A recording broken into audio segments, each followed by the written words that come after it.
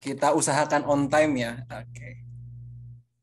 Pada yang terhormat Ketua PPMI Riyadh, Mas Ridho, pada juga yang terhormat pembicara kita pada malam hari ini di waktu Indonesia dan sore hari ini waktu Arab Saudi, Mas Agus atau Ustadz Agus. Terus perwakilan dari organisasi-organisasi sekolah, universitas, baik di Indonesia maupun di Arab Saudi atau di negara lainnya dimanapun berada. Ustadz dan Ustadzah semua yang ada di sini pengajar bahasa Arab atau para pelajar bahasa Arab yang berminat pada kajian atau bahasa Arab dan seluruh peserta hadirin webinar Al-Arabiyah Baina Yadaik. Assalamualaikum warahmatullahi wabarakatuh. Waalaikumsalam warahmatullahi wabarakatuh. Innalhamdulillah nahmaduhu wa nasta'inuhu wa nastaghfiruh wa na'udzu billahi min syururi anfusina wa min sayyiati a'malina may yahdihillahu fala mudilla lahu wa man yudlilhu fala hadiyalah. Asyhadu an la ilaha illallah wahdahu la syarikalah wa asyhadu anna Muhammadan abduhu wa rasuluhu la nabiyya ba'dah. Pertama dan yang utama, marilah kita senantiasa panjatkan rasa syukur kita, pujian kita kepada Allah Subhanahu wa taala atas segala nikmat Allah. Kita pada hari ini, pada Jumat yang berkah ini, insya Allah dipertemukan melalui Zoom meeting ya dalam acara webinar Al-Arabiyah Baina Yadaik. Dan tak lupa kita senantiasa curahkan salawat serta salam kita kepada junjungan kita Nabi besar Nabi Muhammad SAW serta pada para sahabatnya, para keluarganya dan umatnya hingga akhir zaman, dan semoga kita mendapatkan syafaat dari Nabi Muhammad SAW di hari akhir nanti. Berbicara singkat tentang bahasa Arab, sebagaimana yang telah kita ketahui pada tahun 1973 bahasa Arab, tepatnya 18 Desember ya sebentar lagi, bahasa Arab itu diresmikan oleh UNESCO menjadi Hari Bahasa Arab Sedunia, ditandai juga didaftarkannya bahasa Arab di Forum Internasional PBB sebagai bahasa resmi PBB yang ke-6 selain 5 bahasa lainnya, Cina, bahasa Inggris, bahasa Jerman, Prancis, dan bahasa Spanyol. Nah, selanjutnya perkembangan berikutnya sebenarnya nggak hanya dari momentum itu gitu. Sebenarnya bahasa Arab sudah meluas dari sejak zaman Nabi Muhammad gitu, atau ada dari sebelumnya juga. Oleh karena penyebaran Islam, bahasa Arab juga dikenal di Indonesia. Hingga hari ini peminat bahasa Arab semakin meningkat.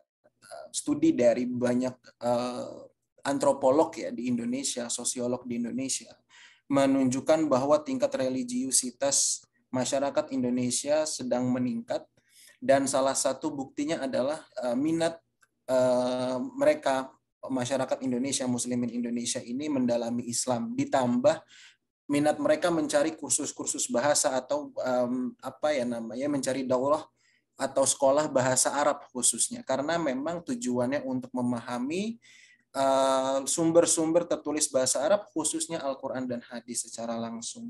Nah, perkembangan ini juga sebenarnya tidak hanya terjadi di Indonesia. Sejak 1950-an kajian bahasa Arab pun diminati di Indonesia, sehingga memang bahasa Arab menjadi tanda kutip di bidang akademik itu sangat seksi gitu, dan banyaknya kampus-kampus di Barat dan juga tentu di Indonesia tidak terkecuali ya, mendirikan jurusan-jurusan studi bahasa Arab. Nah, ini menjadi bukti kuat akhirnya bahwa bahasa Arab memiliki posisi yang sangat penting di masyarakat, khususnya masyarakat Muslim, karena masyarakat Muslim menggunakan bahasa Arab untuk beribadah, dan juga banyak para ulama yang menganggap bahwa kehadiran Islam membuat revolusi dari bahasa Arab itu menjadi bahasa Arab yang sangat indah. Saya kira tidak perlu panjang lebar ceritanya, cerita dari situ panjang sehingga akhirnya banyak ilmuwan bahasa Arab berusaha untuk membuat atau memberikan karya terbaiknya untuk membantu para peminat bahasa Arab. Salah satunya adalah buku Al-Arabiyah Baina Yadaik yang pada malam hari ini di waktu Indonesia akan kita bahas bersama oleh pembicara kita pada hari ini, Ustadz Agus. Nah, sebelum saya memberikan panggung kepada Mas Agus atau Ustadz Agus, izinkan saya sebagai moderator memperkenalkan diri dulu. Nama saya Hafiz Fadli, saya juga mahasiswa King Saud University di jurusan Tadrib Muallimin dan menjadi moderator pada malam hari ini. Nah, berikutnya saya ingin membacakan tata tertib webinar Al-Arabiyah Baina Yadaik, yang mana diharapkan dan diharuskan kepada para peserta untuk mematuhi peraturan-peraturan berikut ini yang akan saya bacakan. Yang pertama, peserta akan dikenakan mode mute oleh host pada saat acara berlangsung, dan peserta diperbolehkan meng-unmute ketika diberikan giliran atau kesempatan untuk bertanya pada sesi tanya jawab. Kedua, diharapkan untuk mendengarkan dengan seksama materi yang disampaikan dan tidak meninggalkan ruangan Zoom sampai acara selesai. Termasuk saat pemaparan materi oleh pembicara, maka harap ditunggu sebentar kalau ingin bertanya. Ada sesi tanya jawab. Tiga, peserta yang ingin bertanya dalam sesi tanya jawab dipersilakan mengaktifkan atau mengklik tombol raise hand terlebih dahulu. Moderator yang akan memilih siapa yang berhak bertanya. Kemudian, peserta yang ditunjuk oleh moderator kemudian dipersilakan untuk menonaktifkan mode mute tadi, yaitu dibuat menjadi unmute, sehingga dapat menyampaikan pertanyaannya secara langsung. Peserta yang bertanya memperkenalkan diri dan langsung pada inti pertanyaan. 6. Pertanyaan juga dapat disampaikan melalui tulisan di chat box Zoom. Nanti moderator yang akan membacakan apabila masih ada waktu. Tiap peserta hanya boleh bertanya satu pertanyaan saja dan langsung pada inti pertanyaan. Mohon maaf, bukan tidak sopan, tetapi untuk mengefektifkan jalannya acara. Di akhir acara nanti dilakukan foto bersama atau screenshot bersama. Mohon izin untuk dokumentasi dan laporan kegiatan. Mohon kerjasama yang baik dan ketertibannya kepada seluruh peserta agar acara webinar pada malam hari ini di waktu Indonesia berjalan dengan lancar. Atas perhatiannya kami ucapkan terima kasih. Baik, saya kira tidak perlu panjang lebar. Saya ingin memperkenalkan terlebih dahulu pemateri kita pada malam hari ini. Oke. Baik.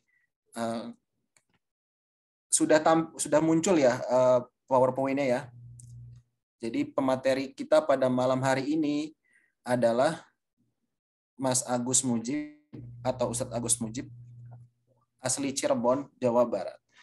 Beliau memiliki riwayat pendidikan atau rilah ilmiahnya yang sangat luar biasa, sangat panjang, dan saya percaya beliau orang yang sangat haus akan pendidikan dan ilmu, sehingga memang beliau tampak akan terus mempelajari bahasa Arab dan mendalami bahasa Arab sampai akhir hayatnya. Beliau memulai pada masa madrasah sanawiyahnya di Al-Mutawalli dan juga madrasah aliyahnya di pondok pesantren hingga 2010, lalu melanjutkan ke Ma'had Internasional Syekh Bahruddin Al-Hasani di Damaskus, Syria 2 tahun sampai 2012. Sempat kembali ke IAIN Syekh Nurjati di Cirebon, namun 2014 beliau berangkat kembali untuk melanjutkan studi sarjana S1 selama 4 tahun di Libya, di Tripoli, di kampus Islamic College di jurusan Bahasa dan Sastra Arab. Kemudian langsung melanjutkan ke King Saud University di jurusan Linguistik Terapan untuk tingkat postgraduate diploma. Jadi tingkat setelah S1 namun di bawah S2 dengan durasi sekitar 1 tahun saja. Dan beliau melanjutkan kembali pendidikannya ke jenjang S2 di jurusan yang sama, di kampus yang sama, King Saud University, untuk Magister Pendidikan Bahasa Arab untuk non-native speaker di program studi linguistik terapan. Dan insya Allah kabarnya beliau sekarang menunggu hasil akhir ya dari apa namanya dari studinya, karena memang sudah selesai semua, tinggal nunggu pengumuman bahwa beliau sudah lulus. Insya Allah kita doakan semoga prosesnya cepat. Saya kira tak perlu panjang lebar lagi, kita langsung saja jemput atau kita undang Mas Agus Mujib ke layar, dan mungkin beliau akan langsung share screen-nya. Kalau Mas Agus dipersilakan.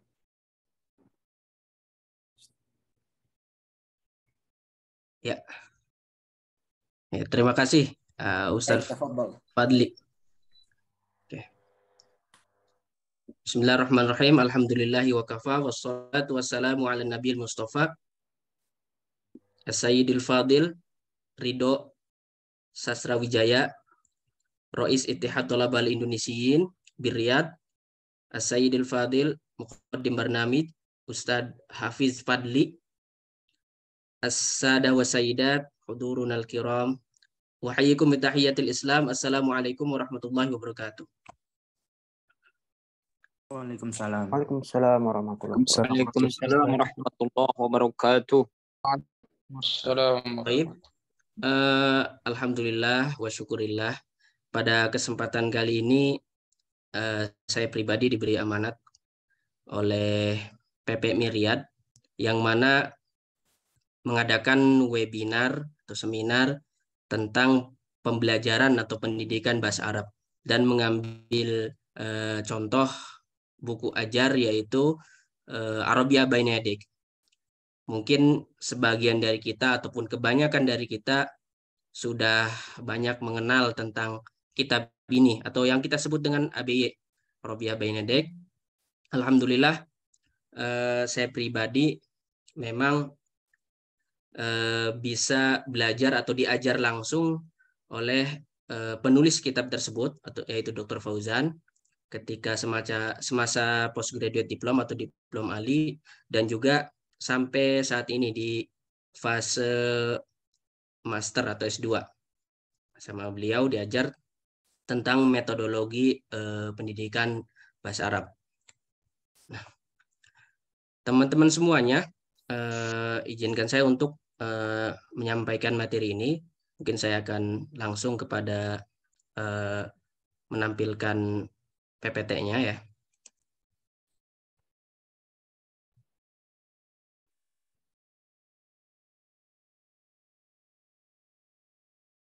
Oke, sudah nampakkah?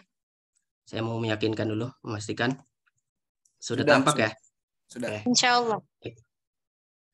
Nah, jadi pada kesempatan kali ini teman-teman semuanya, jadi kita akan menyampaikan tentang pembelajaran atau ta'allum lughah al-arabiyah dengan apa? Dengan cara yang modern lah bagi li ghairi natiqina biha, untuk orang-orang asing seperti kita yang notabene bukan penutur asli bahasa Arab gitu kan.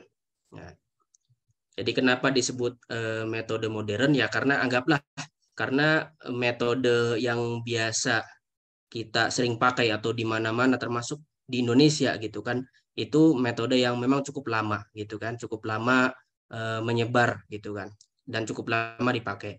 Namun akhir-akhir ini memang para ulama ya lughawiyun terutama para ahli bahasa terus berupaya untuk melihat ataupun mencetuskan ataupun menyusun ataupun mencari formula yang dikira sangat baik atau sangat sesuai dalam kita belajar bahasa, terutama di sini bahasa Arab.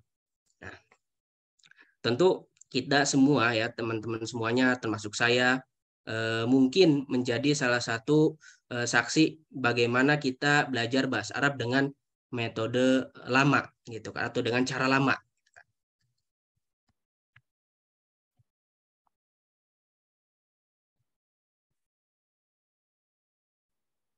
Dimulai dan satu pertanyaan. Nah, mungkin buat kita, buat teman-teman semuanya, bagaimana kita mengenal bahasa Arab?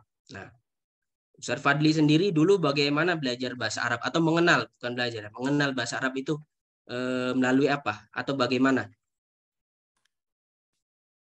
Dari modul sekolah langsung disiapkan oleh Jadi guru. mengenalnya melalui belajar ya, apa namanya, melalui pendidikan ya. Nah, Iya. jadi seperti itu. Kita rata-rata mungkin ya dari kita itu mengenal bahasa Arab seperti itu.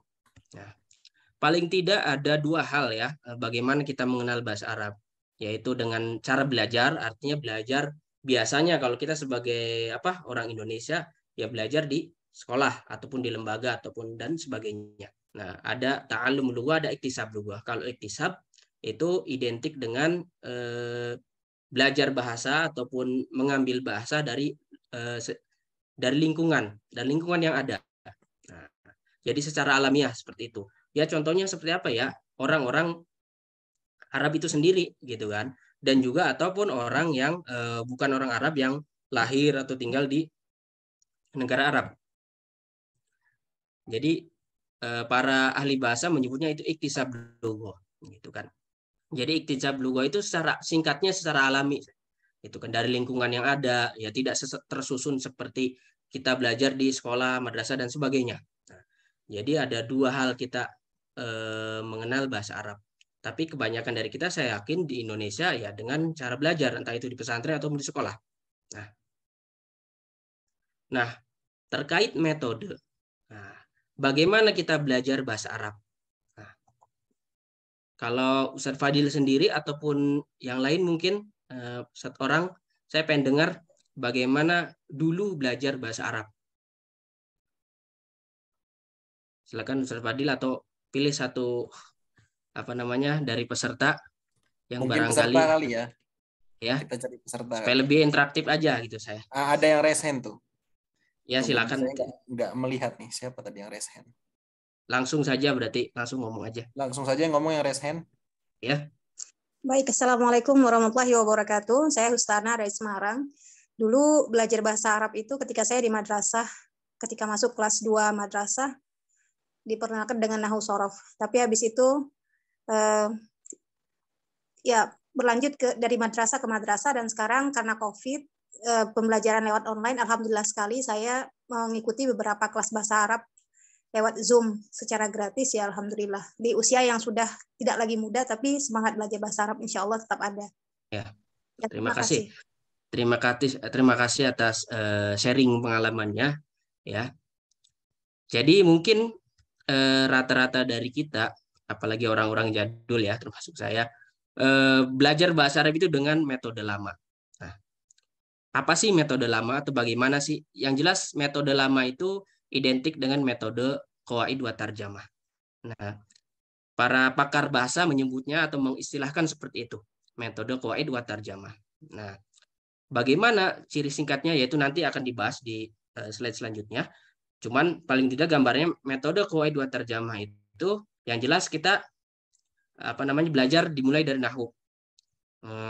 Kemudian bagaimana guru ataupun seorang guru mengajarkan kepada kita, menjelaskannya dengan pakai bahasa kita sendiri, entah itu bahasa Indonesia atau bahasa yang lain. Nah, itu singkatnya metode qawaid wa tarjamah ataupun kita anggap sebagai metode lama, gitu kan? Atau metode yang memang dari dulu sudah ada gitu, atau paling awal ada gitu, bisa dibilang seperti itu. Nah, berbeda dengan metode baru. Metode baru lebih kompleks, lebih lebih banyak hal-hal atau poin-poin yang memang dipelajari. Kita lanjut saja dulu, nanti kita akan menjelaskan lebih lanjut tentang metode baru itu atau metode modern itu seperti apa.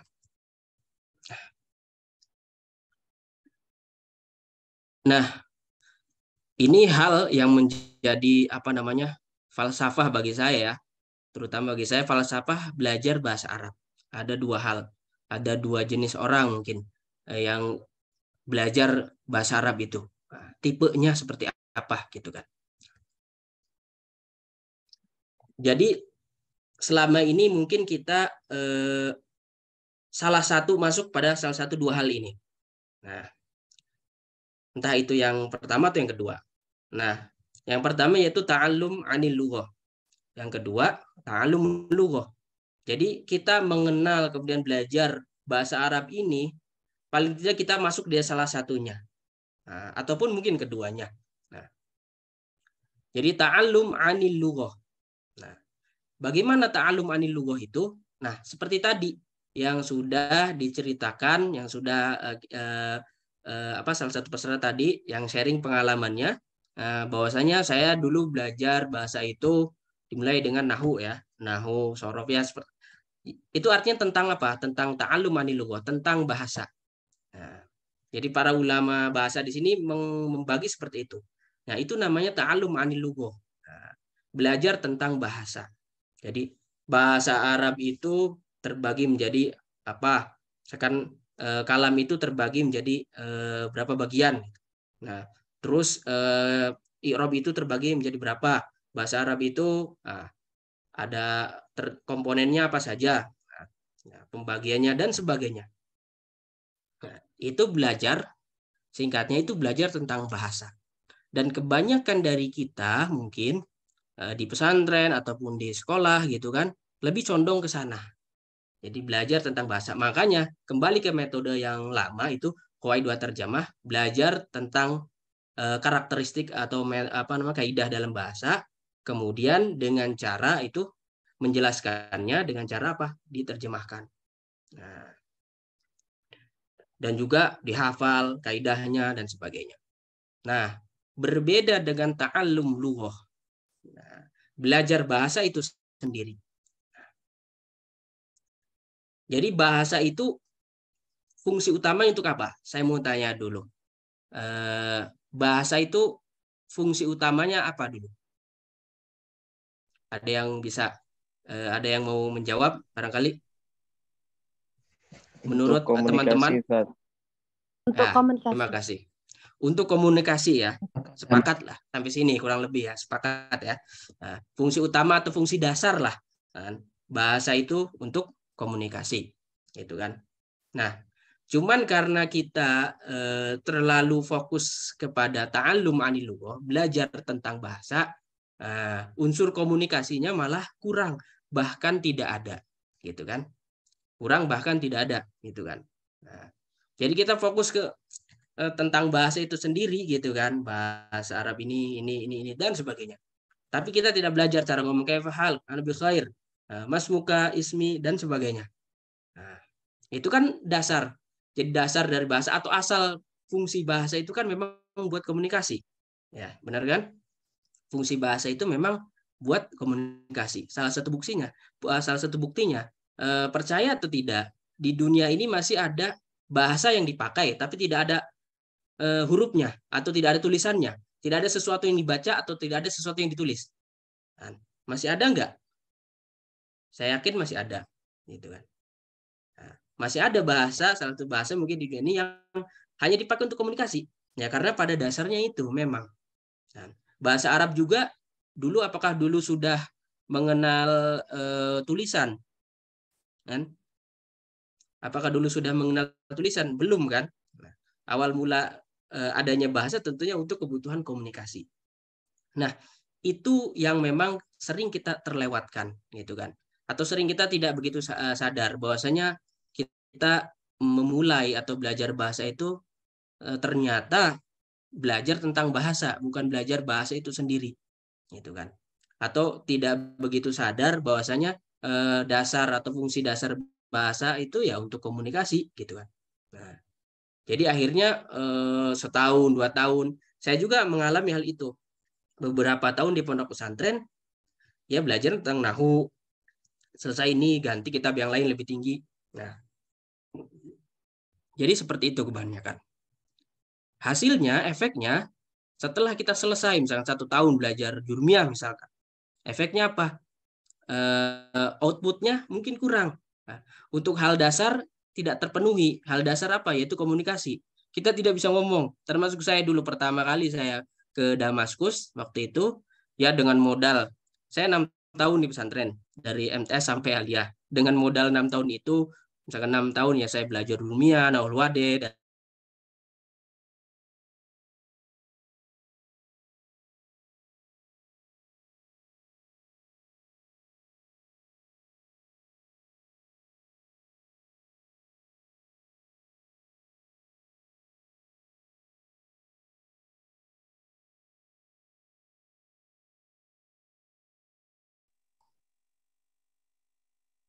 Baik, sepertinya Mas Agus kayaknya lagi trouble ya, atau kena masalah di koneksinya.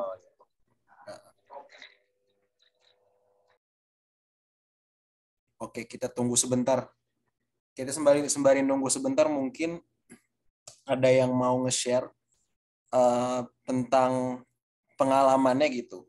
Ketika dari yang pernah belajar bahasa Arab dulu atau yang sekarang lagi ikut kursus bahasa Arab, tidak perlu menyebutkan tempat kursusnya, tapi pengen aja saya atau kami lah yang mahasiswa di sini ingin dengar bagaimana proses pengajarannya seperti apa gitu di tempat kursusnya atau di kampusnya di Indonesia gitu. Tidak perlu disebutkan di mana tempatnya gitu. Cerita saja sedikit gitu. Ada yang mau share? Mungkin Ahmad Alwi. Silakan. Assalamualaikum warahmatullahi wabarakatuh. Waalaikumsalam warahmatullahi.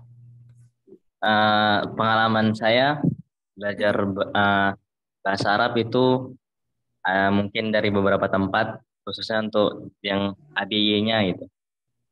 Jadi dari setiap tempat tuh punya kekhususan masing-masing tentang pengajaran ABY ini. Dan yang paling saya rasakan yang paling wow itu yang belajar ABY misalnya kan belajar tentang mufrodat gitu. Jadi di setiap mufrodatnya itu misalnya kayak kitabun. Nah, ada beberapa metode cuman ngasih tahu kitabun aja gitu maknanya apa. Tapi di institusi lain itu misalnya kayak kitabun nanti murodifnya apa, terus tuh didunya apa, terus tuh makna kitabun itu apa. Nah, itu yang menurut saya itu yang ternyata bahasa Arab itu luas gitu. Seperti itu. Terima kasih. Tapi boleh nanya lagi ke Mas Ahmad Alwi. Panggilannya apa nih Mas Ahmad Alwi? Alwi aja. Alwi ya. Interaktif dikit ya. Kalau melihat pengalaman Mas Alwi, terus melihat tadi di tempat lain seperti itu, misalkan tiba-tiba dikasih tahu sorofnya ya atau tasrifnya dari kitabun atau dari kataba terus kemana larinya gitu. Menurut Mas Alwi mana yang lebih memudahkan para pemula gitu, atau mungkin pas Mas Alwi pertama kali belajar bahasa Arab, mana yang memudahkan? Belajar kitabun aja langsung dikasih tahu artinya buku, atau habis kita tahu ada kata kitabun atau padanan kata kataba itu nanti ada tasrifnya kemana-mana, mana yang lebih memudahkan? Menurut saya sih kalau untuk pemula lebih metode yang lebih mudah itu ya seperti kitabun, maknanya itu aja gitu.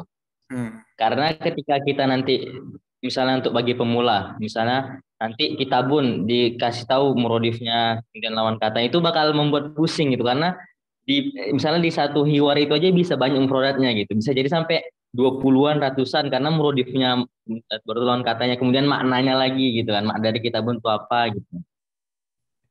Jadi kayaknya untuk pemula lebih mudah hanya sekedar kitabun maknanya apa udah. Baik. Makasih sharingnya Mas Alwi. Insya Allah dimudahkan untuk proses belajar terus. Ada lagi yang mau sharing? Atau mungkin mahasiswa atau ustadz yang mengajarkan bahasa Arab gitu mau nge-share pengalamannya menggunakan buku Baina Yadaik? Kalau nggak ada, saya mau bacakan. Ada yang komentar nih. Ada nih. Ahmad Mujib nih hampir ketipu. Ahmad Mujib beda sama Ustadz Agus Mujib ya. Ahmad Mujib, silakan. Assalamualaikum Ustaz.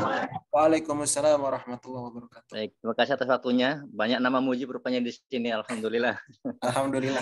Iya, kebetulan saya untuk saat ini memang berprofesi sebagai pengajar dan memang mengajar ABY itu. Sangat menarik tadi yang disampaikan oleh Akhi Alwi itu. Ya, sementara waktu ini kan kalau untuk di ABY sudah terdapat gambarnya. Ketika kita menyampaikan kitabun, tinggal lihat gambarnya. Kalau nggak ngerti juga, ya terpaksalah kita menyampaikan dengan bahasa kita. Kitabun itu buku. Begitu. Tapi Ustadz, yang agak sulit saya rasakan ini, ternyata pelajar-pelajar sekarang itu jauh lebih kritis. Karena dia sendiri yang mencari pertanyaan. Kitabun, katanya ada jamak. Jamak itu apa Ustadz? Persamaannya apa? Kemudian asal katanya apa? Kadang-kadang di situ kita dibuat pening malah Ustadz. Mohon pencerahannya gimana kira-kira solusi untuk itu. Kalau nggak kita jawab, mereka kecewa. Tapi kalau dijawab, kadang-kadang malah ngeselin gitu. Belum waktunya, tapi udah ke sana-sana. Syukran Ustaz. Demikian sharing dari Ana. Syukran. Afwan, makasih banyak Ustadz Ahmad Mujib ya. Ini pengalaman yang umum dan saya kira bukan satu atau dua kali aja kejadian. Kayaknya kita yang sering apa ya, yang biasa mengajar bahasa termasuk bahasa Arab gitu, sering kali ditanya seperti itu gitu. Mungkin tanda kutip offside gitu ya pertanyaan murid-murid kita gitu. Kayaknya belum, tapi udah. Waalaikumsalam warahmatullahi. Nah, Ustadz Agus Mujibnya udah hadir, semoga internetnya udah kembali stabil. Ustadz, mungkin nanti dilanjutkan, tapi tadi ada cuman sesi sharing sedikit ya dari Mas Alwi tadi tentang beliau sebagai pada saat mulai belajar bahasa Arab, satu tempat beliau mempelajari kosakata langsung, misalnya Kitabun langsung diartikan sebagai buku dan dari Bainaya Daik gitu. Tapi di tempat lain katanya beliau tahu setelah dikasih tahu kata Kitabun, nanti dikasih tahu lagi tasrifnya apa, sehingga kayak jadinya campur aduk, bisa jadi kayak gitu. Jadi mungkin ya di situ kayak seperti logo dan apa qawaid tarjamahnya gitu. Jadi merasa sedikit kesulitan kalau yang tiba-tiba ada tasrifnya. Atau tadi ada Ustadz Ahmad Mujib juga share beberapa ustadz termasuk beliau sudah menggunakan Al-Arabiyyah Bainaya Daik saat mengajar, tapi kadang muridnya nih yang sekarang lebih kritis gitu. Jadi pertanyaannya suka offside gitu. Jadi topik yang mungkin 2 atau 3 pertemuan lagi akan dibahas sudah ditanya duluan gitu. Nah, itu sharing-sharing sedikit. Buat efektif kita balikin dulu kembali ke benang merah, ke pemaparan Ustadz Agus Mujib. Tafadhol. Ya, mohon maaf tadi ada kalau nih ya, beberapa hari ini memang internet di sini lagi sering mati sendiri. Jadi insya Allah kita mulai lagi ya. Tadi sudah kurang lebih sudah kita bahas tentang ta'allum anil lughah dan ta'allum lughah. Jadi 2 prinsip ini, 2 dasar ini yang memang disadari atau tidak kita masuk salah satu di antara keduanya ataupun dua-duanya gitu. Nah, yang identik dengan metode lama yaitu ta'allum anil lughah. Yang identik dengan metode yang kekinian atau yang baru itu ta'allum lughah. Nah, selanjutnya perlu kita sadari bahwasanya beda antara orang Arab belajar bahasa Arab dengan orang non Arab seperti kita gitu kan. Jadi paling nggak ada beberapa komponen dalam belajar bahasa termasuk bahasa Arab. Ada 3 unsur dan 4 maharoh. Nah, dalam pembelajaran modern itu seperti itu, ataupun yang lebih baru itu seperti itu. Jadi harus mencakup 3 unsur dan 4 maharoh.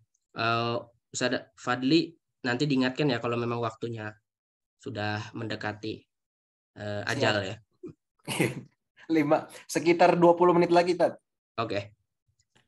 Jadi di sini ada 3 unsur bahasa, itu ada aswat, mufrodat, tarokib atau tarkib yang atau identik dengan tarkib nahwi gitu atau tarkib nahwiyah. Kemudian ada 4 maharoh atau skill, yaitu istima, kalam, qiraah, kitabah, listening, speaking, reading dan writing.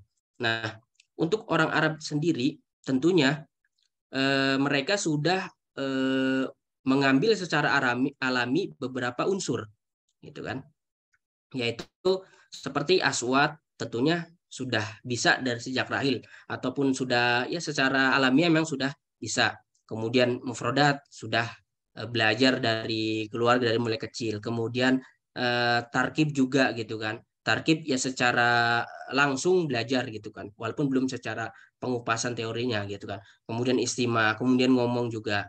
Nah, kemudian adapun qiraah dan kitabah itu kan biasanya mereka juga belajar di mana, yaitu di sekolah. Seperti kita lah, kita belajar bahasa Indonesia ataupun bahasa lainnya gitu kan yang menjadi bahasa kita gitu. Kita sudah belajar komponen yang tadi saya sebutkan tadi, aswat, mufrodat, tarkib, istima, dan kalam. Nah, kemudian tinggal apa di sekolah? Ya kita belajar baca dan kita belajar nulis. Nah, itu kan normalnya seperti itu. Nah, orang belajar bahasa itu secara kalau kita urutkan gitu secara normalnya itu seperti itu. Berbeda dengan kita sebagai orang asing yang belajar bahasa Arab. Jadi semua komponen itu memang kita harus pelajari ataupun tidak kita dapatkan kecuali kita harus memulai satu persatu. Aswat kan. Nah, mungkin identik kita kalau belajar aswat ataupun hampir mirip dengan huruf ya, itu ketika kita belajar Al-Qur'an gitu kan. Nah, mengenal aswat Arabiyah gitu dari sana. Kemudian kita mufrodat, tarkib. Nah, Kemudian juga kita juga harus belajar melatih istima kita, mendengar kita, kemudian berbicara, membaca dan menulis. Jadi semua komponen harus kita pelajari, berbeda dengan orang Arab. Nah, antara pembelajaran atau pengajaran bahasa Arab bagi penutur asli atau orang Arabnya dan kita bukan penutur asli, yaitu memang ada beberapa hal yang berbeda gitu kan. Seperti mereka orang Arab belajar spontan dari keluarga mereka gitu kan. Nah, sebelum belajar di sekolah gitu kan. Dan mereka hidup di ya, lingkungan bahasanya sendiri gitu kan. Dan tadi seperti yang saya sebutkan tadi, memang mereka orang Arab hanya belajar atau butuh belajar di sekolah atau di lembaga resmi, yaitu qiraah dan kitabah, membaca dan menulis. Nah, sedangkan kita sebagai orang asing, semuanya paling tidak harus kita pelajari gitu kan. Nah, apalagi masalahnya juga kadang kita dengan metode lama gitu kan, kita mengabaikan unsur yang lain seperti aswat, istima, kalam. Rata-rata kan tidak melatih itu gitu kan secara umum. Nah, terus juga buku atau kitab, buku ajar gitu kan yang dipakai untuk orang Arab dan non Arab ya tentunya harusnya berbeda gitu kan. Kita belajar jurmiyah, itu kan buat semua, buat orang Arab juga, dan pada asalnya memang buat orang Arab gitu kan. Tapi kita pelajari juga gitu kan. Ya tidak salah, tapi ya memang itu metode yang digunakan ya seperti itu. Gitu kan, metode lama. Nah, kemudian jadi mungkin ada anggapan misalkan, wah untuk memulai dari yang mudah ya kita belajar saja buku bahasa Arab yang buat anak-anak gitu kan. Anak-anak orang Arab gitu kita pelajari dari sana mulainya. Nah, itu tidak sepenuhnya benar juga gitu kan. Nah, terus juga terkadang masalahnya di pengajarnya memang. Nah, dari gurunya mungkin ya tidak begitu paham dengan atau tidak begitu mutakhosis ataupun pakar di bidangnya dalam metodologi pengajaran, sehingga hasilnya juga ataupun metode yang diberikan juga ya itu saja metode lama, dijelaskan dengan bahasa Indonesia dan sebagainya. Nah, kemudian selanjutnya metode yang digunakan untuk orang Arab dan orang non-Arab tentunya berbeda. Nah, tadi sudah kita singgung, gitu kan. Nah, seharusnya kalau kita ingin mencapai ataupun bisa mempelajari bahasa Arab secara menyeluruh, nah, tentunya itu 3 unsur bahasa itu. Aswat, mufradat, tarkib, kemudian 4 maharo atau 4 skill itu. Istima, kalam, qiraah, kitabah. Dan itu 4 maharo itu terutama itu menurut para pakar itu bagusnya itu secara berurutan, gitu kan. Nah, dipelajari memang secara berurutan, gitu kan. Jadi bertahap, gitu kan. Nah, seperti kita belajar bahasa sewaktu kecil, gitu kan. Bagaimana kita belajar bahasa Indonesia misalkan atau bahasa ibu, gitu kan. Waktu kecil kita diperdengarkan oleh orang tua kita kan. Satu kata baba, papa dan seterusnya, kemudian setiap hari bertambah, akhirnya kita menirukan. Setelah menirukan, kemudian ya menirukan susunannya. Jadi manusia itu memang diberi kemampuan oleh Allah Subhanahu wa taala secara alamiah dalam menggunakan bahasa sebenarnya. Tanpa sebelum belajar ya apa yang namanya SPOK kan. Nah, kita dari kecil sebelum masuk sekolah juga sudah bisa menyusun kan. Jangan pergi ataupun ibu pergi ke pasar dan sebagainya. Secara tidak sadar kita sudah menyusun sendiri. Walaupun kita belum tahu mungkin SPOK dan sebagainya. Nah, jadi seperti itu. Jadi tahapannya seperti itu. Nah, begitu pula ketika kita belajar bahasa yang lain gitu kan. Alangkah baiknya dimulai dengan tahapan seperti itu. Supaya hasilnya juga menyeluruh. Nah, bagi pembelajar bahasa ini tentunya ada 3 hal yang memang sebenarnya harus kita kuasai kalau kita mau mempelajari bahasa Arab terutama secara maksimal gitu kan, atau secara menyeluruh. Nah, menyeluruh di sini bukan berarti kita harus menjadi pakar atau mutakhosis ya, paling nggak menyeluruh dalam fungsi bahasa ataupun unsur bahasa yang penting gitu kan. Nah, harus paling tidak ada 3 kecakapan dalam bahasa, itu kifayah lughawiyah, kifayah ittisaliyah, terus kifayah as-saqafiyah. Kifayah lughawiyah yaitu perihal tentang ya bahasa itu gitu kan. Unsur bahasa, kemudian ya tentang kaidahnya dan kemudian penggunaan kosakatanya gitu kan. Nah, Ini intinya lebih condong ke kaidah lah gitu kan. Nah, kemudian ada kifayah ittisoliyah. Ini juga yang tidak kalah penting. Karena fungsi bahasa itu sendiri ya untuk komunikasi, bukan?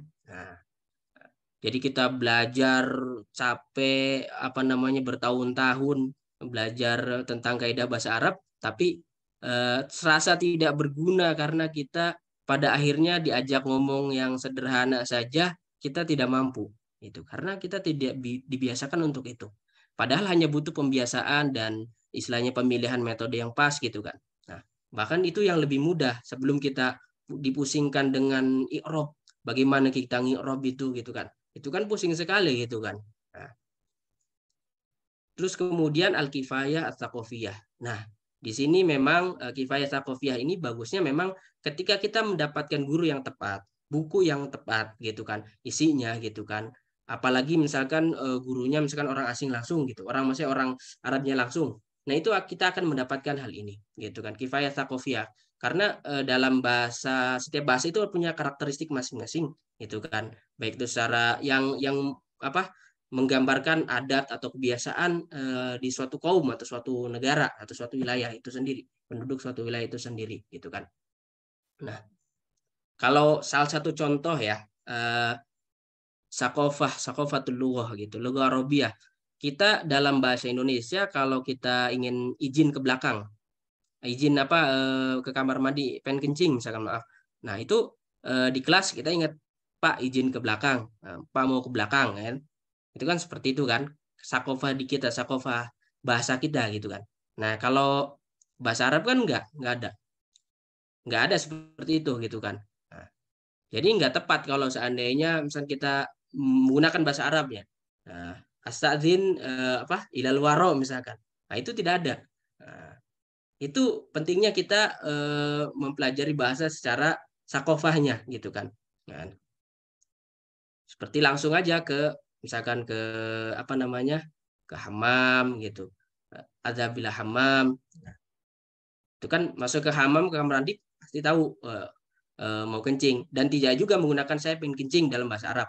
Nah, tidak akan seperti itu.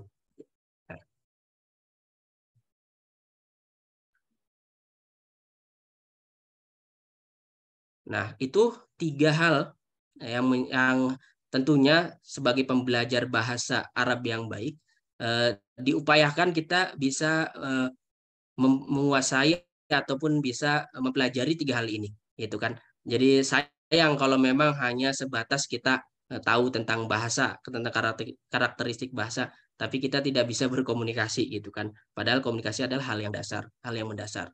Nah, ini sudah kita sampaikan juga gitu kan, komponen utama dalam belajar bahasa itu paling tidak harus mencakup 3 unsur dan 4 maharoh. Jadi ingat gitu kan. Jadi kalau kita sudah belajar bahasa, paling tidak kita lihat apa sih yang kurang dari kita gitu kan.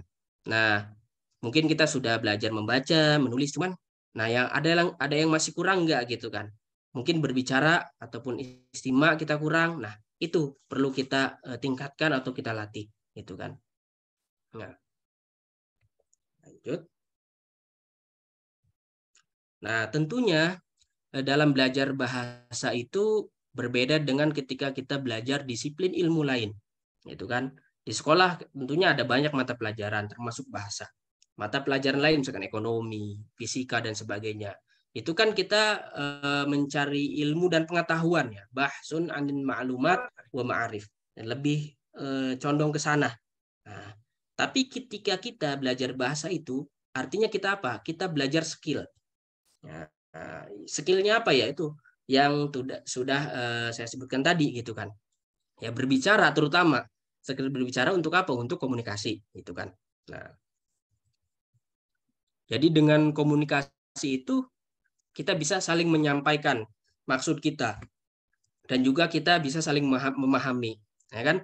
Pentingnya bahasa itu kan seperti itu, supaya kita bisa saling memahami, supaya tidak ada selek di antara kita, supaya tidak ada keraguan di antara kita. Seperti itu.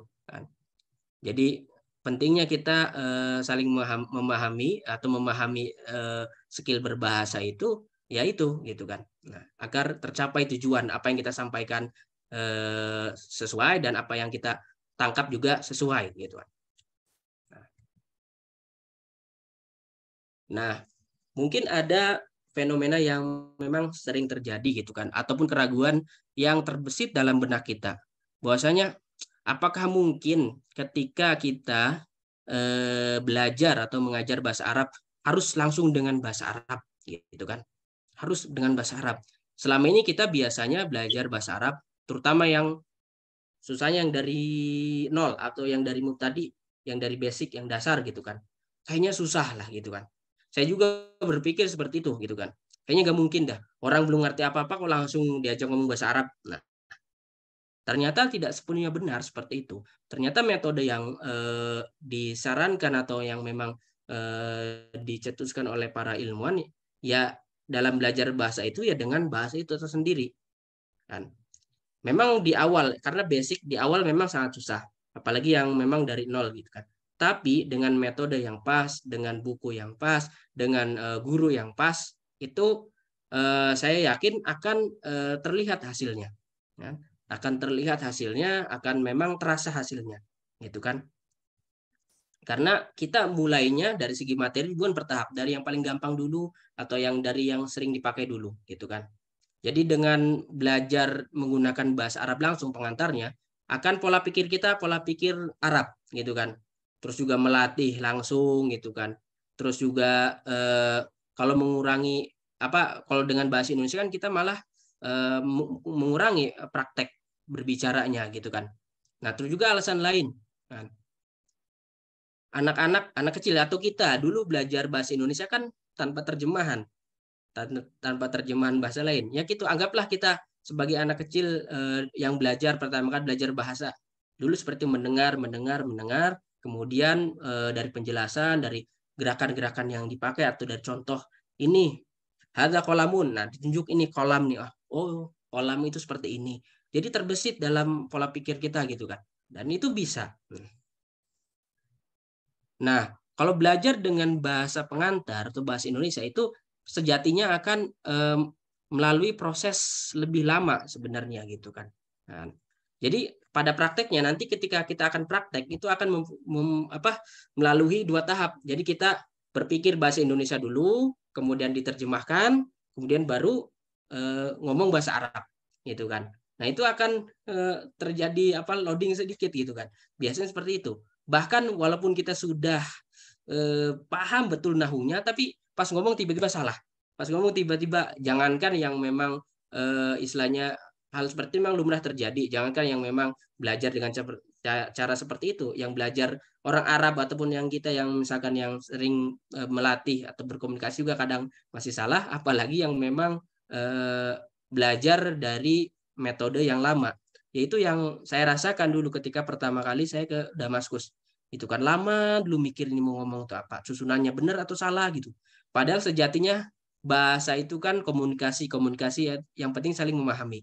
Intinya ngomong aja dulu, plak gitu kan. Ngomong plak dipahami, urusan nanti ini benar atau salahnya itu bisa belakangan sebenarnya. Nah, metodenya seperti itu.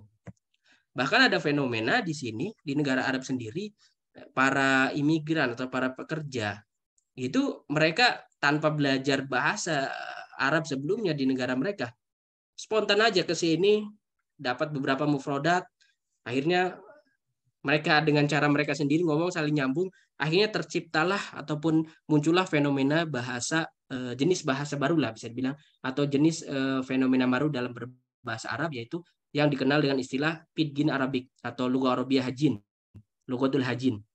Nah, itu fenomena yang terjadi. Jadi mereka dengan modal seadanya pun bisa berkomunikasi berbahasa Arab. Bagaimana kita dengan belajar teori, belajar ini dan sebagainya, itu kan. Masa kalah dengan mereka? Nah, gitu.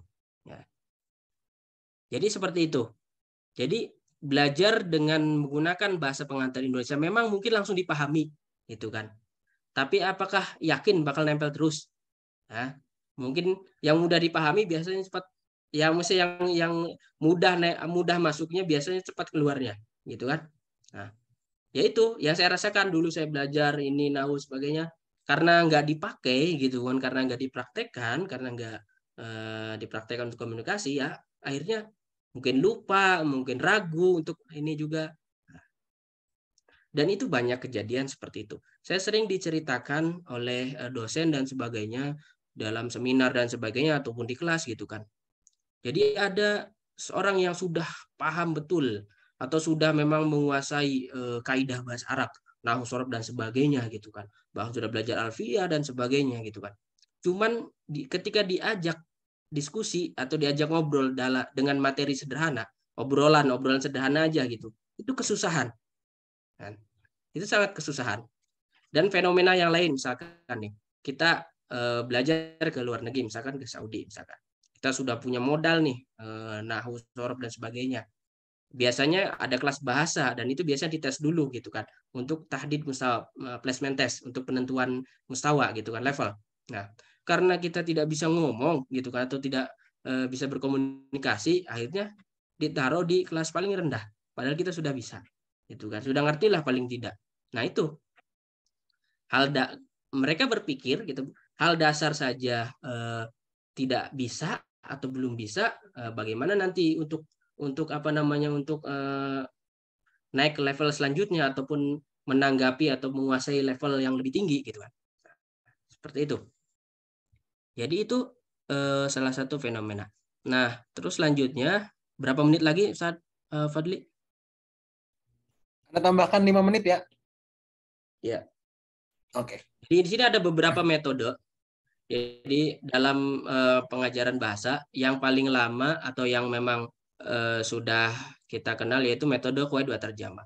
Itu yang kita pelajari biasanya di pesantren, yaitu belajar nahwu shorof dan sebagainya, kemudian menggunakan bahasa Indonesia sebagai bahasa pengantarnya. Kemudian ada metode-metode yang lain, metode thariqah mubasyirah, metode komunikatif, metode pendengaran dan lisan, kemudian metode selektif. Ya ini mungkin yang dipakai dalam buku Arabiyah Baina Yadaik. Jadi pada hakikatnya tidak ada satu metode yang bisa memenuhi kebutuhan pembelajar bahasa Arab seperti kita. Jadi semua ada plus minusnya memang gitu kan. Nah, maka dari itu kita sebagai guru atau kita yang sebagai pembelajar juga bisa selektif, bisa memilih paling yang jadi kebutuhan kita itu sejatinya apa gitu kan. Nah, jadi seperti itu. Kita lanjut.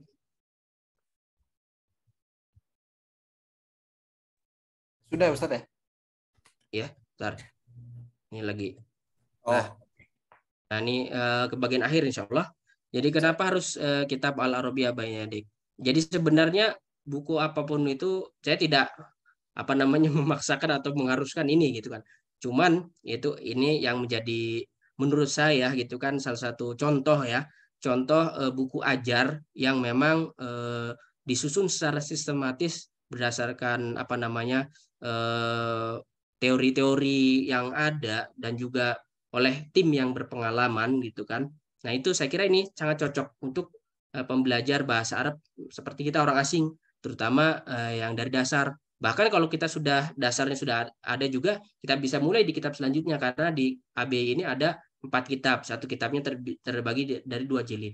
Nah kita bisa mulai ke misalnya kitab 2 atau kitab 3 misalkan. Ketika dirasa sudah cukup mampu untuk kitab 1 misalkan. Nah, jadi kenapa? Ya karena kitab ini ABY ini memang isi materinya sangat bagus menurut saya, disusun secara sistematis, diperhatikan benar-benar isi materinya, kemudian pemilihan materinya gitu kan. Yang jelas memenuhi 3 unsur ya, 3 unsur bahasa, 4 skill berbahasa, kemudian referensi yang memadai, tidak menggunakan terjemahan tentunya, pokoknya pendukung yang memadai gitu kan, seperti ada materi suara, kemudian ada gambar-gambar dan sebagainya gitu kan. Jadi ya bisa dilihat di sini kurang lebih ya.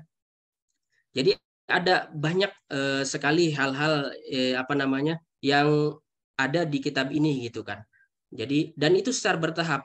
Wah mungkin ada yang berpikir kalau kita lihat kitab 1 misalkan kitab yang paling bawah, nah ini mah sangat dasar dan nggak ada nahu-nahunya. Tidak seperti itu. Jadi ada istilahnya thariqah ghair mubasyirah. Jadi pengenalan nahu secara tidak langsung. Nah, kenapa seperti itu? Ya karena apa? Karena di awal kita tidak diharuskan dengan langsung nahu gitu kan, langsung ini gitu kan. Nah, itu pusing di awal nanti. Bertahap, intinya sangat-sangat bertahap gitu kan. Nah, nanti di kitab-kitab selanjutnya juga akan dibahas tentunya. Nah, itu kurang lebih singkatnya pengenalan kitab AB ini gitu kan. Nah paling tidak bagaimana sih kita mempelajari bahasa Arab secara modern ya ataupun dengan metode yang baru. Paling tidak kita sudah mencakup 3 unsur bahasa atau belum. Kemudian kita sudah mempelajari 4 maharo atau skill atau belum gitu kan. Kemudian kita sudah menggunakan buku yang tepat atau belum, dan juga didukung dengan metode yang sesuai, dan juga yang terakhir itu guru yang berpengalaman atau yang mampu atau yang memadai gitu kan, mampu pakar di bidang pengajaran bahasa Arab. Itu beberapa hal ini tentunya saya kira sangat membantu kita nanti pada akhirnya ketika kita sedang belajar bahasa Arab gitu kan. Sehingga hasilnya pun yang didapat banyak, bukan hanya pemahaman tentang bahasa, tapi kemampuan, skill berbahasa dan karakteristik bahasa paling tidak sudah kita kuasai. Nah, kurang lebih seperti itu ya mengenai pemaparan materi pada kesempatan kali ini. Terima kasih Ustaz Fadli. Mungkin cukupkan sekian ya. Oke, silakan. Syukran jazilan Ustaz Agus Mujib, barakallahu fiik atas pemaparannya. Sangat penting dan sangat mencerahkan kepada kami semua, insya Allah, baik yang masih belajar maupun yang mengajarkan bahasa Arab yang menggunakan buku ini, atau mungkin yang menggunakan buku lain untuk mempertimbangkan menggunakan buku ini apa enggak gitu. Karena waktu juga gitu ya, saya kira tak perlu panjang lebar, mungkin nanti sebagian kesimpulan atau ya beberapa pemaparan closing statement nanti di akhir aja setelah sesi tanya jawab. Saya ingin berikan saat ini gitu, kita akan masuk ke sesi tanya jawab, dan saya akan berikan 3 kesempatan buat penanya ya, yang sebenarnya ada yang raise hand dan ada juga yang nanya di ini tuh banyak nih yang di chat nih. Ini nanti gimana, coba panitia juga siasati nih, kalau bisa sih atau dibalas lewat email atau gimana. Oke, akan ada yang raise hand. Tadi ada Ustaz Ahmad Mujib tadi udah sempat ngomong sebentar, dan Ustazah Ibu Hustarna juga tadi sempat ngomong sebentar, jadi saya prioritaskan 2 yang lain dulu. Mohon maaf ya, kita gantian. Yang pertama Haura Abdurrahman, Kakak Haura Abdurrahman. Afwan kalau ini kakak saya panggilnya ya. Silakan. Sambil nunggu, saya tadi nge-share link untuk presensi kehadiran, mohon diisi kehadirannya dan mohon diperhatikan pengisian namanya karena namanya akan disesuaikan untuk sertifikat. Jadi perhatikan dengan seksama. Kak Haura Abdurrahman sudah siap? Kalau belum saya lempar dulu. Oke. Silakan. Waalaikumsalam. Pertanyaan saya, saya sudah belajar bahasa Arab waktu di di kampus, dan setelah lulus itu saya mengikuti muhadarah Syekh, dan lebih mudah dipahami. Tapi pertanyaan saya, kalau saya melihat atau mendengar orang Arab lokal sendiri, lebih susah dipahami daripada perkataan Syekh. Itu kenapa ya? Mohon jawabannya. Terima kasih. Ustaz Agus, kalau baiknya kita kumpulin 3 pertanyaan dulu kali ya, biar nanti langsung. Boleh. Oke. Syukran Kak Haura ya, tadi pertanyaannya beliau sudah mengikuti atau mempelajari bahasa Arab di Ma'had gitu, dan juga ikutin muhadarah di luar, cuman kadang mungkin gini kok, mungkin tolong direvisi ya, mungkin pertanyaannya tuh kenapa kadang sulit gitu kalau sudah di lapangan gitu ya, intinya gitu. Atau ada bahasa yang kadang di luar kelas tuh sedikit lebih sulit lah gitu bahasanya. Oke, lanjut ke rekan kita Kak atau Mas Nawal Misyal. Assalamualaikum warahmatullahi wabarakatuh. Jazakallahu khairan atas kesempatannya Ustadz. Sebelumnya saya belajar bahasa Arab masih otodidak gitu sendiri, belum dapat mu'allim. Kemudian pertanyaan saya adalah, kadang ketika belajar bahasa Arab ada rasa apa ya, pesimis, takut gitu. Ini kapan bisa bicaranya ya, kapan bisa fluent, bisa lancarnya gitu. Untuk waktunya itu berapa tahun ya secara umum gitu. Terima kasih banyak Ustadz. Barakallahu fikum. Barakallahu fik. Oke, pertanyaan Kak Nawal mungkin sudah bisa diserap langsung ya, Mas Ustadz Agus ya, tentang motivasi. Ini saya keluar Zoom tapi ini saya langsung pakai HP langsung. Nanti disebutkan lagi. Tentang ini, jadi ada apa ya, kalau kata Dr. Hisham tuh motivasi itu tiba-tiba naik turun dan kadang di pikiran kita nih kok susah gitu, dan kapan ini bisa menguasain gitu. Kadang rasa takut kenapa lama bisa menguasainya gitu, dan kadang bisa sih rata-rata berapa lama sih bisa menguasain dan pede gitu, pertanyaannya gitu. Kayak yang ketiga dari Surya Bagus, silakan. Baik Ustadz, Bismillahirrahmanirrahim. Assalamualaikum warahmatullahi wabarakatuh. Perkenalkan, nama saya Surya, saat ini sedang studi S2, tetapi dulu mendapatkan materi bahasa Arab waktu SMA. Saya dari SMA umum, Al-Lughatul Arabiyah dulu mata pelajarannya, tapi itu masih sangat dasar Ustadz. Jadi bahkan kalau membaca itu saya masih belum paham gitu, maksudnya membaca Al-Quran atau apa kadang masih belum paham, dan apalagi berbicara gitu. Nah, pertanyaan saya ada dua. Yang pertama, buku tadi Ustadz yang disampaikan itu apakah kalau belajar otodidak itu nggak maksimal atau nggak bisa Ustadz ya? Sarannya apakah harus belajar langsung begitu? Dalam arti apakah harus belajar langsung di Arab Saudi begitu? Nah ini mohon detailnya Ustadz, penjelasan detailnya terkait dengan buku ABY tadi. Kemudian poin yang kedua, ini saya bertanya secara mungkin orang Indonesia Ustadz, kalau sudah belajar dan fasih dan paham betul bahasa Arab itu, apakah pertanyaan yang maksudnya di poin ini adalah apakah lebih mudah, misalkan niat untuk menghafal Al-Quran itu akan lebih mudah, dan juga bacaan-bacaan atau ajaran Al-Quran atau apapun ya yang terkait dengan Islam itu akan lebih mudah dipahami begitu Ustaz. Dua pertanyaan itu yang paling utama Ustaz. Jazakallahu khair. Syukran Mas Surya Bagus ya. Afwan tadi sebenarnya pertanyaannya cukup satu saja, tapi nggak apa-apa kalau pertanyaannya juga singkat dan insya Allah jawabannya juga singkat, nanti bisa digabung. Ustadz Agus boleh langsung jawab ketiga pertanyaan tadi. Perlu saya ulang atau gimana? Masih di mute? Ya boleh. Coba diulang sedikit. Mungkin yang pertama yang paling diingat. Yang pertama itu yang apa? Perkataan Syekh ya tadi. Kalau mendengar perkataan Syekh ataupun saya ketika ngomong berbicara itu mungkin lebih dipahami. Muhadarah gitu. Muhadarah ya, berbentuk muhadarah ketimbang orang Arab yang langsung yang biasa, obrolan biasa atau gimana? Seperti itu ya, kurang lebih. Iya, dan kadang ada perbedaan apa yang dipelajari di kelas lah gitu. Ya. Karena sudah mengikuti di Mahat sebelumnya gitu. Ya. Jadi ada beberapa kemungkinan bahwasanya bahasa yang disampaikan Syekh itu bahasa ilmiah ya, bahasa Arab tentang materi tertentu atau bidang tertentu, ataupun bahasa lebih ilmiah ataupun lebih fusha misalkan seperti itu. Nah, jadi dan itu sesuai dengan apa yang kita pelajari misalkan di pesantren gitu kan. Oh, ini sesuai nih gitu kan. Ataupun lebih mudah dipahami karena yang dipelajari di pesantren itu seperti itu gitu kan. Nah, kemudian kenapa kalau kita mendengarkan orang Arab misalkan ngomong itu mungkin susah dipahami? Ya, pertama mungkin mereka itu bisa jadi berbicara dengan bahasa amiyah atau lahjah mereka, gitu kan. Makanya kita yang belum terbiasa mendengar itu, ya memang di awal memang mendapatkan kesulitan gitu kan. Mungkin susah dipahami.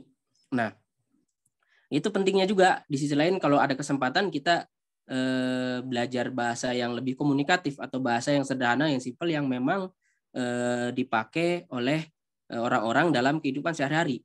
Nah, lebih bagusnya lagi tentunya kalau kita belajar atau datang ke negeri Arab langsung gitu kan.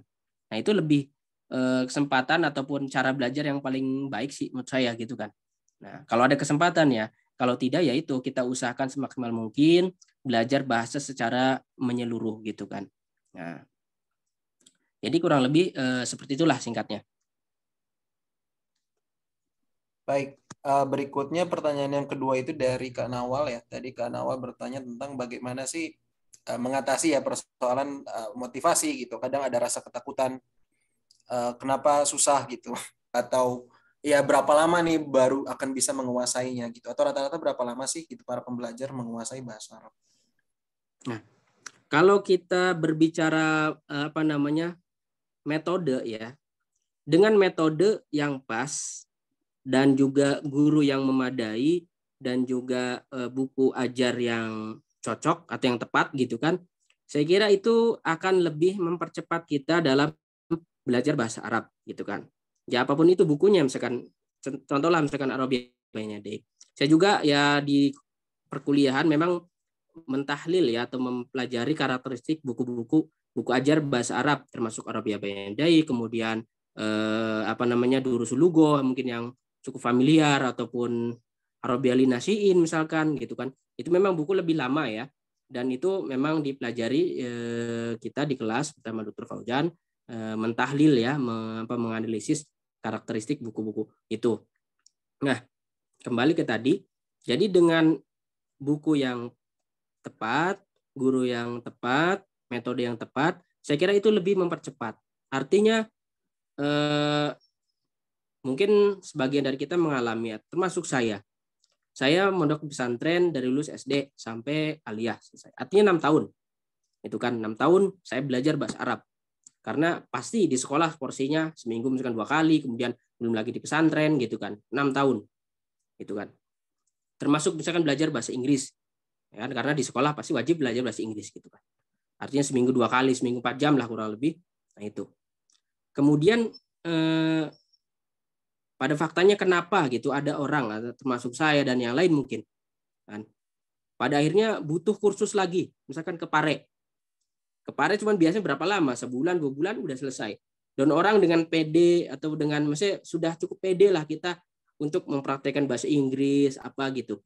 Nah itu bisa jadi masalahnya di sana, terkadang metode yang kurang pas gitu kan akan memperlambat kita dalam menguasai skill dalam berbahasa ya, terutama komunikasi itu yang menjadi masalah yang memang sudah banyak ya di Indonesia, yang sangat banyak. Jadi orang mungkin sangat paham, saya kira sangat banyak pakar-pakar yang paham nahwu, sorof dan sebagainya. Cuman untuk ngomong itu masih susah. Karena apa? Karena metode dan lingkungannya tidak pas. Itu yang memang di sisi lain disayangkan ya gitu kan. Nah, tapi bukan berarti mengindahkan oh ini metode ini udah jelek. Tergantung, kadang di sisi lain tergantung tujuannya gitu kan. Tujuannya. Kalau dengan metode yang tadi saya sebutkan tadi, insya Allah itu lebih cepat. Nah, lebih cepat. 1-2 tahun itu saya kira sudah apa ya? Kalau kita melihat dari isi kitab Abiyah itu dengan kapasitas jam belajarnya seperti itu, saya kira 2 tahun itu bisa selesai semua. Gitu kan, kalau memang kita memfokuskan untuk itu gitu kan, itu masalah menamatkan kitab ataupun buku ajar gitu kan. 2 tahun bahkan setahun pun sudah bisa cukup mendasari dan siap untuk kuliah di Timur Tengah saya kira. Nah, jadi seperti itu. Banyak teman-teman seperti itu saya lihat. Ya. Tadi ada pertanyaan ketiga dari Mas Surya Bagus ya. Pertanyaan ketiga itu yang pertama itu, apakah kalau belajar bahasa Arab ahsannya atau bagusnya, atau kalau bisa apakah harus gitu ke Timur Tengah atau ke negaranya gitu. Dan yang kedua, apakah kalau kita belajar bahasa Arab mungkin untuk komunikasi misalkan, atau kita mempelajari baina yadaik saja misalkan, itu akan menjadi sesuatu yang memudahkan kita untuk memahami Al-Qur'an atau hadis atau mungkin kitab-kitab turath gitu, yang kitab-kitab ulama yang berbahasa Arab. Terima kasih. Kalau berbicara ahsannya, ya paling baiknya, ya jelas. Kalau bisa kita belajar bahasa Arab di negaranya itu lebih baik. Ya, itu sangat-sangat baik, sangat-sangat direkomendasikan, itu kan. Karena bisa berbaur langsung, bisa merasakan langsung bagaimana bukan hanya bahasa tapi karakteristik bahasanya gitu kan. Mempraktikannya langsung ya. Bahasanya memang udah nanti langsung belajar langsung sama penutur aslinya gitu kan. Terkadang di beberapa pesantren ataupun di kita gitu kan, kita mungkin bisa mempraktekkan. cuman bahasa Arab gaya Indonesia jadinya. Kan seperti itu di beberapa pesantren ataupun di antara kita seperti itu. Kan. Jadi kayak seolah-olah bahasa Indonesia yang diarabkan gitu kan. Bahasa Indonesia yang diarabkan. Nah, seperti apa istilahnya, ada yang bilang syukron jiddan misalkan. Nah, ya pokoknya seperti itulah. Walaupun memang di sisi lain kita bisa mungkin PD, praktek, kemudian lancar dan sebagainya. Terkadang saya perhatikan yang memang belajar bahasanya hanya fokus misalkan di Indonesia walaupun lingkungannya memadai, terkadang gaya bahasa mereka seperti itu gitu kan. Nah, berarti kalau yang tidak kesempatan belajar di luar, wah nggak bisa dong kayak orang gaya bahasanya kayak orang Arab langsung atau kayak orang Arab asli. Sebenarnya di zaman yang serba canggih ini tentunya tidak menutup kemungkinan ya. Kalau kita sering, apalagi kita akses digital yang memang terbuka lebar gitu kan. Minimal kita mendengar orang-orang CSC atau orang-orang ngomong bahasa Arab di YouTube, kita bisa dengarkan, kita bisa serap itu. Kemudian apakah kita bisa berkomunikasi? Bisa. Di Facebook, di mana mungkin kita punya pertemanan dengan orang-orang Arab. Nah itu kan walaupun dengan ada sedikit keterbatasan, tapi kita bisa berkomunikasi langsung. Ya, dengan canggihnya dunia ini saat ini kan. Berbeda dengan dulu mungkin akses internet dan sebagainya agak susah gitu kan. Nah, itu yang pertama. Tadi pertanyaan kedua, tadi apa? Kalau belajar bahasa Arab umum atau bahasa Arab dari Benedict misalnya, itu bisa nggak menjadi pemudah gitu, memudahkan kita untuk memahami Quran, hadis atau kitab-kitab ulama gitu. Pada hakikatnya seperti ini gitu kan. Ada tujuan kita belajar bahasa Arab untuk apa gitu kan. Di sana kita akan kembali kepada metode ataupun apa yang bisa kita fokuskan gitu kan. Banyak ulama di Indonesia atau para kiai gitu kan. Mungkin mereka secara komunikatif memang tidak begitu lancar berbahasa Arab. Komunikatif ya. Cuman pada faktanya mereka menulis buku sebagainya gitu kan. Nah, karena mungkin itu dari tujuan mereka gitu. Tujuan memang untuk mempelajari kitab-kitab kuning, untuk mempelajari sumber-sumber agama melalui kitab-kitab kuning. Jadi dimulai dengan nahwu sorof seperti itu, kemudian langsung baca kitab, praktik baca kitab dan sebagainya gitu kan. Kemudian nulis gitu kan. Fokus ke sana. Bagaimana hasilnya? Ya berhasil. Ya buktinya mereka ada. Seperti itu. Yang saya perhatikan walaupun mungkin sebagian dari mereka atau kebanyakan dari mereka tidak begitu lancar berkomunikasi gitu, gaya bahasanya memang agak sedikit berbeda misalkan, tapi tetap yang jadi tujuannya itu ya insya Allah tercapai. Cuman ya kalau kita ingin memang fokus misalkan mempelajari Al-Quran dan sebagainya, kalau sekedar baca Al-Quran tentunya kita belajar Al-Quran ya, untuk mempelajari tafsir Al-Quran dan sebagainya ya kita bisa mungkin fokus ataupun bisa lebih fokus ke metode itu, metode yang lama, metode qawaid wa tarjamah gitu, fokus ke nahwu sorof, selanjutnya prakteknya langsung ke baca kitab dan sebagainya gitu kan. Nah, itu juga sangat bisa gitu kan. Nah, cuman ya nasihat untuk kita semua tentunya ya, masa kita sudah mencapai hal yang memang yang lebih susah dan kemudian meninggalkan hal yang lebih mudah dan bahkan lebih prinsipil dalam berbahasa, yaitu komunikasi. Artinya sebenarnya bisa sambil berjalan kita juga belajar nahwu sorof, tapi kita juga bisa mempraktekkan, itu lebih ahsan tentunya. Bisa nulis, bisa baca, ngomong lancar, nah itu kan lebih afdol gitu kan. Nah, dan untuk ngomong ini sebenarnya pada hakikatnya tidak perlu nahu-nahu banget, juga orang bisa gitu buat ngomong itu. Kan? Cuman tinggal asal menemukan partner yang pas, lingkungan yang pas gitu kan. Nah, tentunya kita juga masih banyak kekurangan di kita di Indonesia, lembaga dan keadaan kita. Cuman hal itu tentunya tidak, bagi kita yang ingin belajar, yang semangat belajar, tentunya bukan menjadi alasan lah gitu kan, untuk kita tidak menyerah lah dalam belajar bahasa gitu kan. Gitu kira-kira Ustaz. Hai, baik. Saya ngelihat jam ternyata sudah hampir 5.15 gitu. Sebagaimana seharusnya kita berakhir di jam 5 dan afwan, gitu, mohon maaf sekali. Kayaknya nggak bisa buka sesi kedua untuk tanya jawab. Apabila ada pertanyaan, mungkin panitia gimana keputusannya, apakah dikasih sesi lewat email atau bagaimana? mungkin masih bisa di-share di grup ya, kalau ada pertanyaan-pertanyaan yang kiranya bisa berbagi gitu ke kami gitu. Nanti mungkin Ustadz Agus akan menjawabnya. Sebelum ada bagian kesimpulan atau closing statement dari Ustadz Agus, izinkan saya untuk memandu rekan-rekan semua untuk ke sesi foto bersama terlebih dahulu.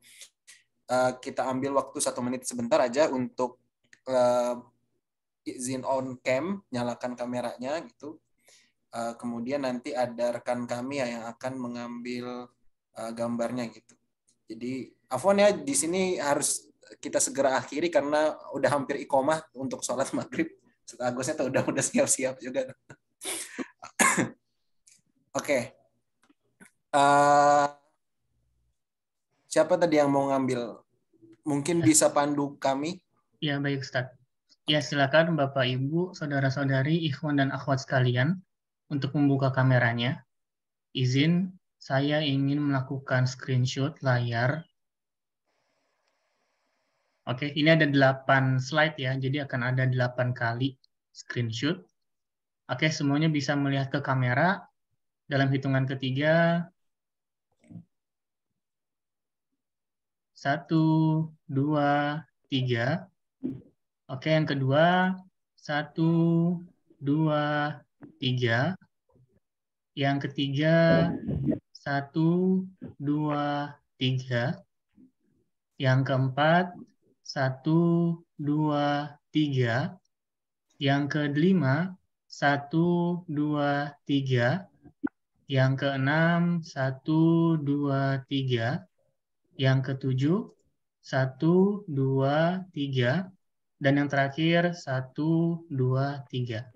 Baik, terima kasih. Terima kasih Mas Panitia.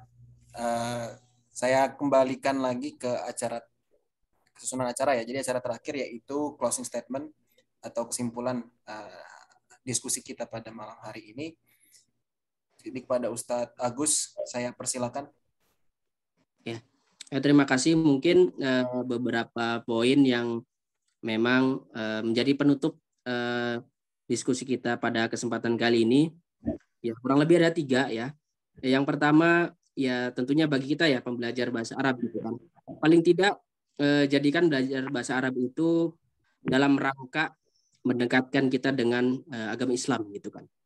Apapun metodenya tentunya gitu. Itu menjadi hal dasar tentunya. Karena bahasa Arab sendiri diberi kemuliaan bahwasanya bahasa Arab itu bahasa Al-Qur'an.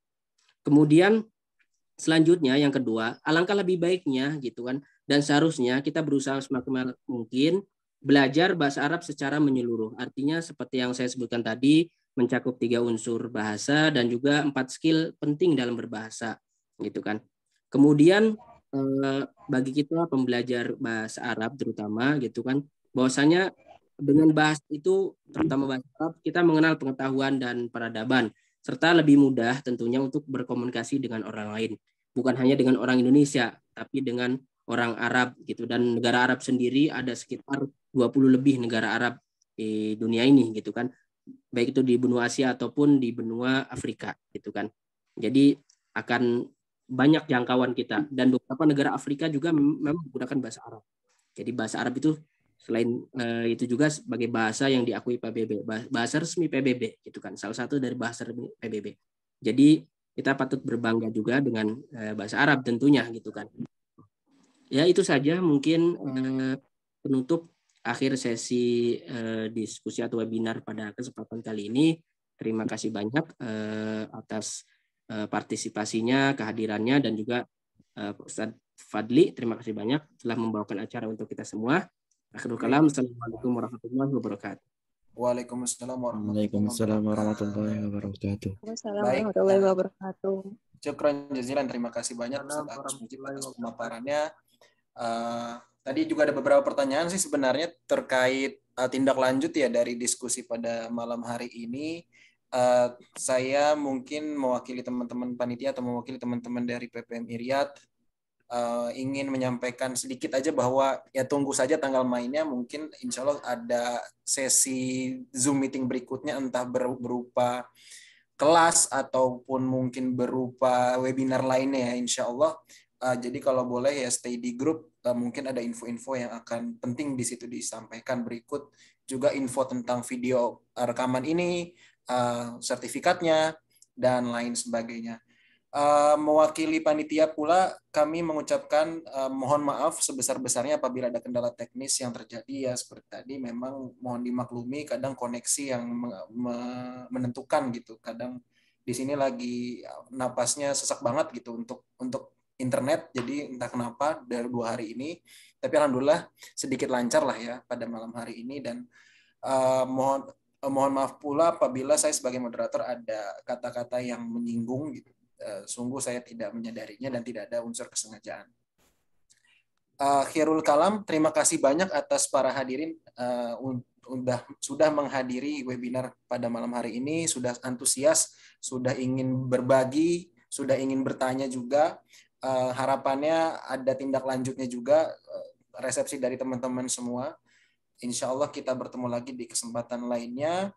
Saya kira saya cukupkan saja ya tanpa panjang lebar. Untuk keberkahan pada majelis kita pada malam hari ini, sama-sama kita akhiri dulu dengan membaca Al-Fatihah, kemudian kita tutup dengan doa kafaratul majelis. Al-Fatihah. Bismillah.